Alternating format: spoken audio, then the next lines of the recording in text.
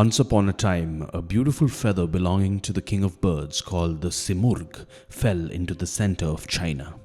The other birds of the world find the feather. They happen to be sick and tired of having no ruler to guide them, so they decide to track down the simurg and ask him to be their ruler. But in order to get to the simurg's palace, the birds have to cross 7 valleys. Each valley presents a challenge, and you cannot cross the valley without completing its challenge.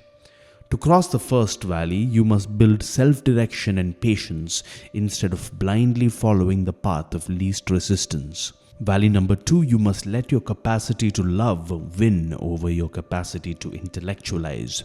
Valley number 3, you must find wisdom everywhere, including in pain and suffering.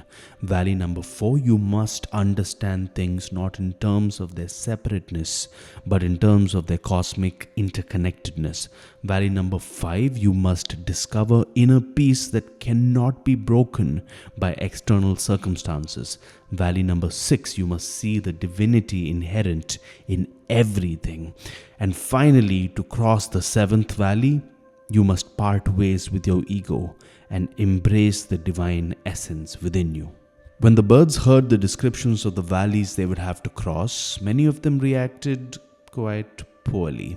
Many said, "That's a no from me, dog," and many others claimed that the valleys and the palace were an urban legend and just stayed at home. And some just straight up spontaneously died when they heard about how great the challenges of the valleys would be.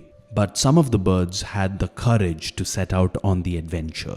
And sure enough, not every bird was able to cross the valleys. In fact, just 30 of the birds finally made it to Simurg's palace. When they get to the palace, they're welcomed by the courtiers and asked to occupy the throne. They're confused and ask about Simurg. Where the hell is Simurg? The courtiers tell them that they are the Simurg, which means 30 birds in Farsi. By crossing the 7 valleys, they have become a self-ruling, self-sufficient collection of individuals without even realizing it. So this is my adaptation of a beautiful, surreal and spiritual work by the Sufi poet known as the Attar of Nishapur.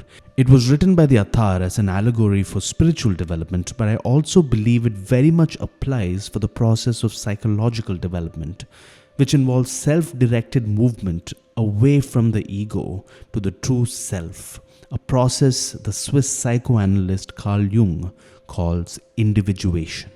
As Cholet Volpe writes, "We are the birds in the story. All of us have our own ideas and ideals, our own fears and anxieties as we hold on to our own version of the truth.